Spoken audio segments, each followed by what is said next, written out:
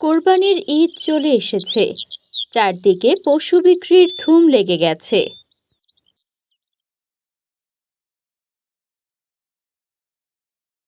বাবা, ভেড়াটারে এত আদর করলে কি চলবে? কেন মা? পোষা প্রাণীকে তো মানুষ আদর করবেই। কিন্তু এবার সে ভেড়াটারে আমাদের বিক্রি করতে হবে রে বাবা। কেন মা? ভেড়াটার তো একটা বাচ্চাও হয়েছে।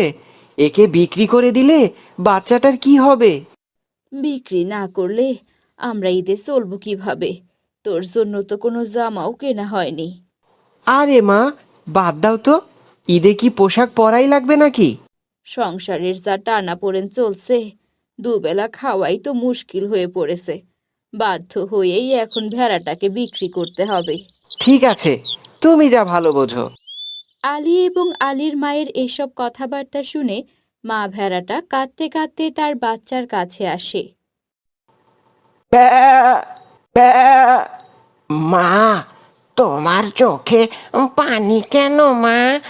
কি হয়েছে তোমার? না রে বাবা, কিছু হয়নি।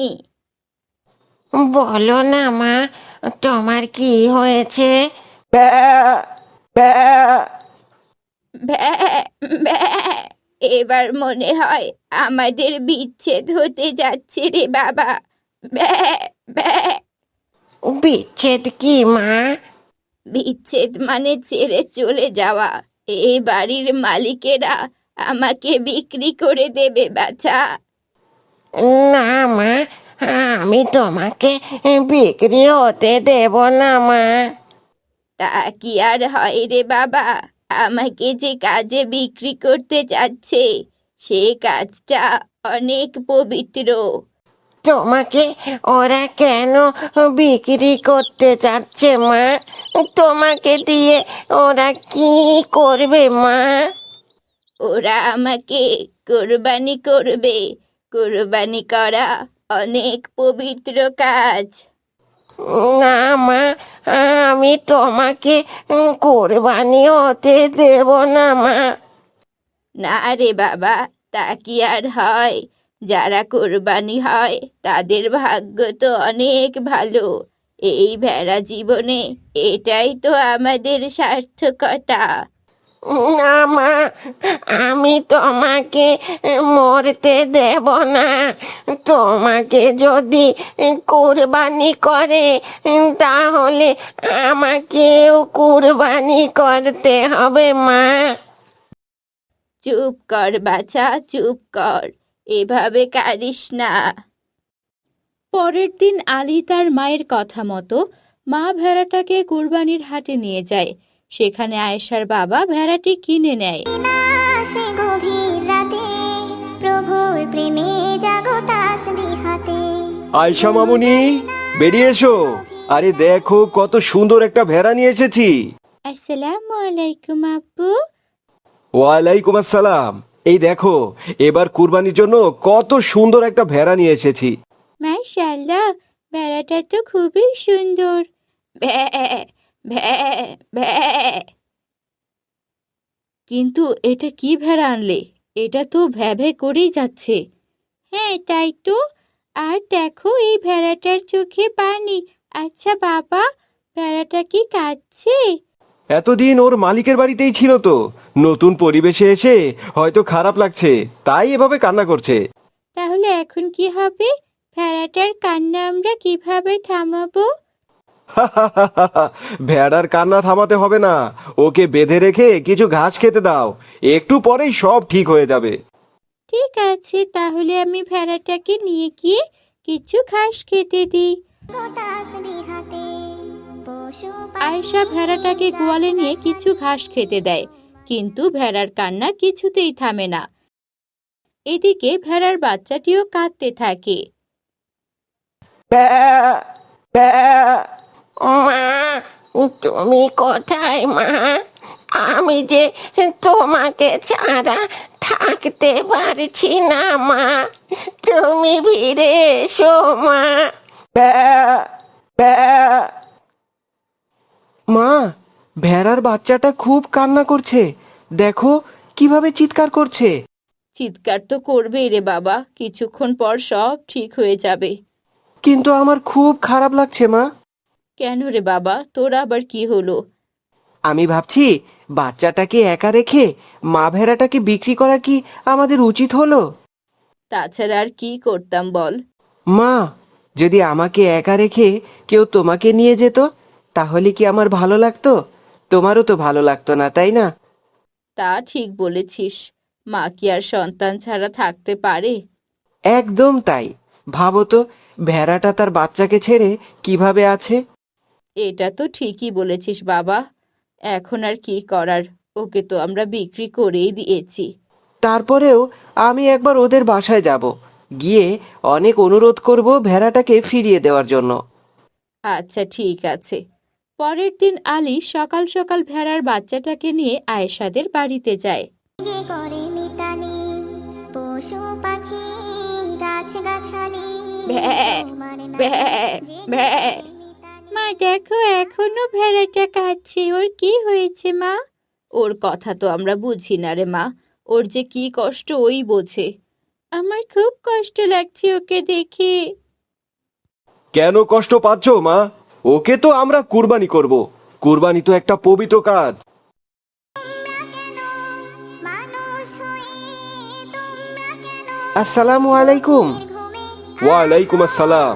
আরে তুমি? হ্যাঁ চাচাজান, আমি একটা অনুরোধ নিয়ে এসেছি আপনার কাছে। অনুরোধ? বলো, কি অনুরোধ? চাচাজান, আমি আমার ভেড়াটা ফেরত নিতে এসেছি। এই দেখুন, আপনার সব টাকাও নিয়ে এসেছি। কি বলছো, পশু কিনে আবার ফেরত দিয়ে দেব? দিন না চাচি। এই ছেলে, আমরা টাকা দিয়ে কোরবানির জন্য পশুটা কিনেছি, এখন তোমাকে কেন দিয়ে দেব? আমার সঙ্গে ভেড়ার বাচ্চাটা দেখতে পাচ্ছেন? এটা ওই ভেড়াটারই বাচ্চা। ভেড়াটাকে বিক্রি করার পর থেকে বাচ্চাটা শুধু কান্নাই করছে। এই ভেড়ার একটা বাচ্চাও ছিল? হ্যাঁ, অভাবের কারণে আমাদের ভেড়াটা বিক্রি করতে হয়েছে, কিন্তু এই বাচ্চার কান্না দেখে আমারও খুব কষ্ট লাগছে। এই ভাড়াটাও তো অনেক কেঁদেছে। আচ্ছা বাবা, তুমি যে বললে কোরবানি অনেক পবিত্র কাজ, তাহলে আমরা ওই বাচ্চাটাকেও তো কোরবানি করতে পারি। কুরবানির কিছু নিয়ম আছে মা। ভেড়ার ক্ষেত্রে 6 মাসের নিচে কোনো ভেড়া কুরবানি করা যাবে না। এই ভেড়ার বয়স তো মাত্র 3 মাসের মতো হবে। কিন্তু বাবা, তোমার এটা করা একদম উচিত হয়নি। বাচ্চাটাকে এভাবে মায়ের থেকে দূরে রাখা উচিত হয়নি। ঠিকই বলেছেন চাচি, তাই তো আমি ভেড়াটাকে ফেরত নিতে এসেছি। ইনশাআল্লাহ, আমরা তোমার ভেড়াটা ফেরত দেব। তুমি কোনো চিন্তা করো না। তাহলে আমরা এবার কি দিয়ে কোরবানি করব? আমরা না হয় আরেকটা পশু কিনে নেব, তারপর সেই পশু দিয়ে কুরবানি করব ইনশাআল্লাহ। যাও বাবা, তোমার ভেড়া তুমি নিয়ে যাও। ঘুম যদি না আপনাদের অনেক অনেক শুক্রিয়া চাচা। আল্লাহ পাক আপনাদেরকে উত্তম প্রতিদান দান করুক। আকাশ বাতাস এরপর আলী তার ভেড়াকে সঙ্গে করে বাড়ি নিয়ে যায়। এর আগের ভিডিওতে কুইজের সঠিক উত্তর দিয়েছে নওরিন, ইশরাত জাহান, মরিয়ম, মাহি, মল্লিকা এবং আরও অনেকে। ওমন রমজানের ওই রোজার শেষে এলো খুশি। আম্মু, আমি একটু বাইরে যাচ্ছি। এখন আবার কোথায় যাচ্ছিস? স্কুলের যে বন্ধের পড়া দিয়েছিল সেটা আমি ভুলে গেছি, তাই হামজার কাছ থেকে পড়াটা দেখিয়ে আনি। ঠিক আছে, কিন্তু দেরি করিস না, তাড়াতাড়ি ফিরিস। তোর আব্বু কাল বেতন পেয়েছে, সবাইকে নিয়ে মার্কেটে যাবে। আচ্ছা আম্মু, আমি তাড়াতাড়ি ফিরে আসব। এতে শোন আসমানি তাগি ওমন রমজানের ওই রোজার শেষে এলো খুশির ঈদ। আইমান বই খাতা হাতে নিয়ে হামজার বাড়িতে প্রবেশ করে। আসসালামু আলাইকুম আন্টি। ওয়ালাইকুম আসসালাম। কি ব্যাপার আইমান, সকাল সকাল বই খাতা নিয়ে হাজির হলে যে? আমি একটু হামজার কাছে এসেছি। হামজা কোথায়?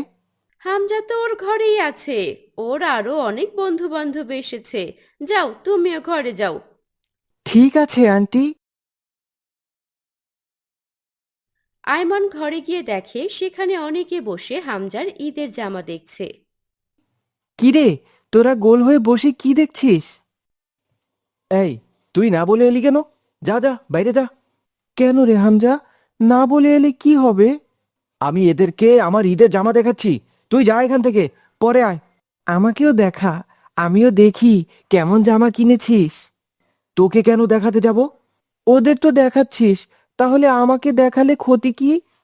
ওরা আমায় ওদের জামা দেখিয়েছে, তাই আমি ওদের জামা দেখাচ্ছি। আমিও তোকে আমার জামা দেখাবো। আব্বু আজকে আমাকে মার্কেটে নিয়ে যাবে। কিন্তু তুই তো কম দামি কাপড় নিবি, আর আমাদেরগুলো অনেক দামি। দামি জিনিস তোকে কেন দেখাবো?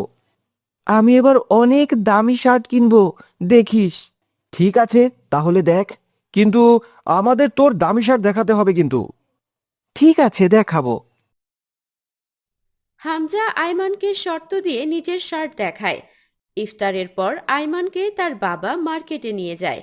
আব্বু, আব্বু, আমাকে এবার একটা দামি শার্ট কিনে দিও। দামি শার্ট দিয়ে কি হবে বাবা? আমার বন্ধুরা সবাই দামি শার্ট কিনেছে, আমিও কিনবো। আচ্ছা আচ্ছা, কিনে দেব, চলো ওই দোকানটায় যাই। ঠিক আছে, চলো। খানা সব রাহে লিল্লাহ এই যে ভাই, ভালো দেখে কয়েকটা শার্ট বের করুন তো। সব রাহে এই কার জন্য লাগিবে? আপনার না আপনার পোলার? আমার ছেলের জন্য লাগবে। হ্যাঁ হ্যাঁ, দিতেছি। এই দেহ বাবা, এগুলো নতুন মডেল বের হয়েছে, দেহ তো কোনটা পছন্দ হয়। এগুলো দামি হবে তো? হ্যাঁ হ্যাঁ, দামি আছে। আয়মান, তুমি শার্ট পছন্দ করো, দাম নিয়ে চিন্তা করতে হবে না। ঠিক আছে বাবা, এই নীল শার্টটা আমার খুব পছন্দ হয়েছে। এটার দাম কত ভাই? এইটার দাম 800 টাকা ভাইজান, এক দাম। 800? না আব্বু, আমি এটা নিব না। কেন বাবা, এই শার্ট তো তুমি নিজেই পছন্দ করলে। হ্যাঁ, পছন্দ করেছি, কিন্তু এই শার্টের দাম অনেক কম, আমি নিব না এটা। আপনার পোলা তো দেখি অনেক চালাক। এই খারাপ খারাপ, এই দামি শার্ট দিতেছি। এই যে এইগুলো দেখো, এইগুলোর দাম 2000 টাকা। ছোট বাচ্চার শার্টের এত দাম, ওই কিছু কম রাখা যায় না? না আব্বু, কম না, আমি এগুলোই নেব। আচ্ছা, অন্য দোকানে চলো, এই ভালো শার্ট কিনে দেব। না, আমি এগুলোই নিব। ঈদ তো বছরে ওই একবারই আসে, এই কিন না দেন ভাইজান।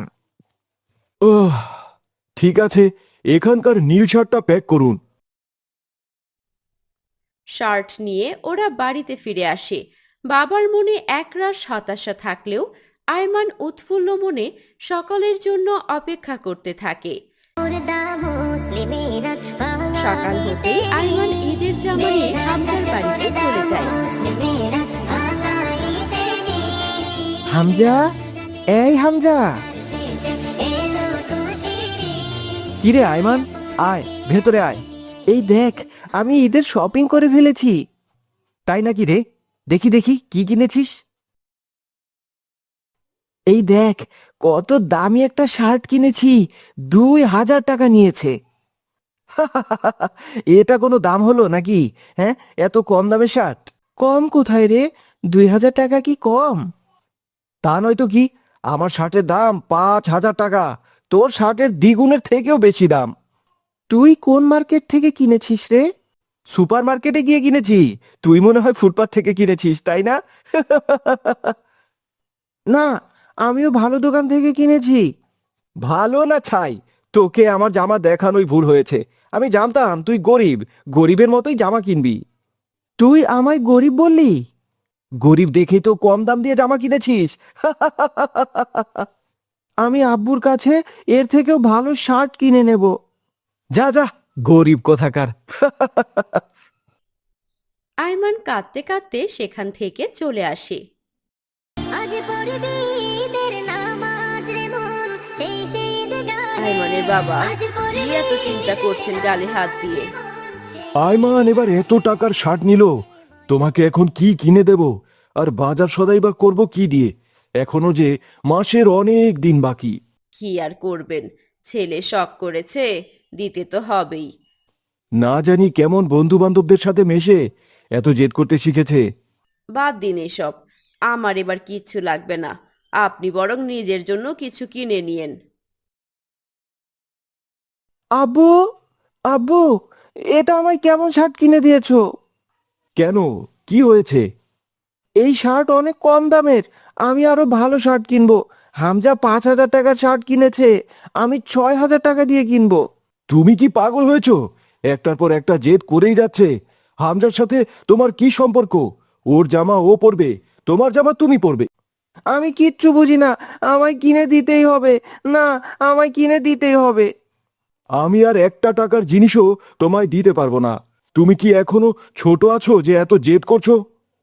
আমার লাগবে, লাগবে, লাগবে। আয়মানের এমন জেদ দেখে তার বাবা তাকে চড় মারেন। যাও যাও, ঘরে যাও। এই শার্টও তোমায় পরতে দেব না। এত যদি দামি শার্ট কিনতে মন চায়, নিজের টাকা রোজগার করে তারপরে কেনো, যাও। আয়মান কাঁদতে কাঁদতে ঘরে চলে যায় এবং দরজা বন্ধ করে দেয়। মুসলিম হয়েছে শহীদ। একটু আগে কে এসেছিল হামজা? আয়মান এসেছিল মা, ওকে আজ আচ্ছা মজা দেখিয়েছি। কি বলেছো ওকে? ও একটা শার্ট কিনেছে 2,000 দিয়ে। আমি বলেছি ওটা গরিবের জামা, আর আমার 1,000 টাকার শার্টকে বলেছি 5,000 দিয়ে কিনেছি। ও তো কেঁদেই একাকার। এটা তুমি ঠিক করনি একদম। অন্যের মনে কষ্ট দেওয়া তোমার উচিত হয়নি। তার উপর তুমি আবার মিথ্যা বলেছো। আমি তো মজা করেছি মা। মজা হোক বা সত্যি, তুমি তো ওর মনে কষ্ট দিয়েছো। চলো আমার সাথে, ওর কাছে ভুল স্বীকার করবে। কিন্তু মা, চলো বলছি। হামজার মা হামজাকে নিয়ে বেরিয়ে পড়েন। এদিকে আয়মানের বাবা কিছুক্ষণ পর অনুতপ্ত হন। আইমানের মা, ছেলেটাকে অনেক কষ্ট দিয়ে ফেলেছি। ওর সাথে এত খারাপ ব্যবহার করা আমার একদম উচিত হয়নি। নিজেকে এভাবে দোষ দেবেন না, ওরও ভুল ছিল। চলো, ওকে গিয়ে ভালোভাবে বুঝিয়ে বলি। চলুন। তারা আয়মানের ঘরের দিকে যায়, কিন্তু তারা দেখে ঘরের দরজা ভেতর থেকে বন্ধ। বাবা মা অনেক ডাকাডাকি শুরু করেন। আইমান, বাবা আইমান, দরজা খোলো বাবা। বাবা আয়মান, দরজা খোলো। আজ বিলিয়ে দেশ আসমানি তারে। কি হয়েছে ভাবি? আমার ছেলেটা দরজা খুলছে না, অনেকক্ষণ ধরে ঘরের ভেতরে আছে। সে কি আয়মান, বাবা দরজা খোলো। অনেক ডাকাডাকির পরেও আয়মান দরজা না খুললে তারা ভয় পেয়ে দরজা ভেঙে ফেলে। ভেতরে গিয়ে দেখে আয়মান নিস্তেজ হয়ে মেঝেতে পড়ে আছে। হে আল্লাহ, আমার ছেলের কি হলো? আয়মানের বাবা, কিছু একটা করেন। সরো সরো, ওকে এখনই ডাক্তারের কাছে নিয়ে যেতে হবে। আয়মানকে দ্রুত হাসপাতালে নিয়ে আসা হয় এবং সঠিক চিকিৎসায় সে সুস্থ হয়ে ওঠে। তুমি কেন এতগুলো পিল খেতে গেলে বাবা? আমায় দামি শার্ট কিনে দাওনি তাই। তোমার জীবনের মূল্য কি 6,000 টাকা? শোনো বাবা, ঈদ মানে শুধু নতুন জামা নয়। সামান্য একটা ঈদের জামার জন্য তুমি নিজের জীবন হারাতে যাচ্ছিলে। আমার বন্ধুরা সবাই আমাকে গরিব বলতো। না বাবা, কেউ তোমাকে গরিব বলবে না। হামজা তোমার সাথে মজা করেছিল। ওর নিজের শার্টের দাম তো মাত্র 1,000 টাকা। কিন্তু ও আমায় বলেছিল 5,000 টাকা। আমি মিথ্যা বলেছি রে আয়মান। আমার শার্টের থেকেও তোর শার্টের দাম অনেক বেশি ছিল। তোর মিথ্যে বলার জন্য আমি আজকে মরেও যেতাম। এমন ভুল সিদ্ধান্ত আর কখনো নেবে না, বুঝেছো? ঈদ মানে আনন্দ, দুঃখ কষ্ট না। ঈদকে এত কঠিন বানালে চলবে না। এত দামি পোশাক আশাকের প্রয়োজন নেই। একটা পরিষ্কার জামাই যথেষ্ট। ঈদের নামাজ পড়া আর সুন্নাহ পালন করাই আসল। বুঝেছি বাবা, এমন ভুল আর হবে না।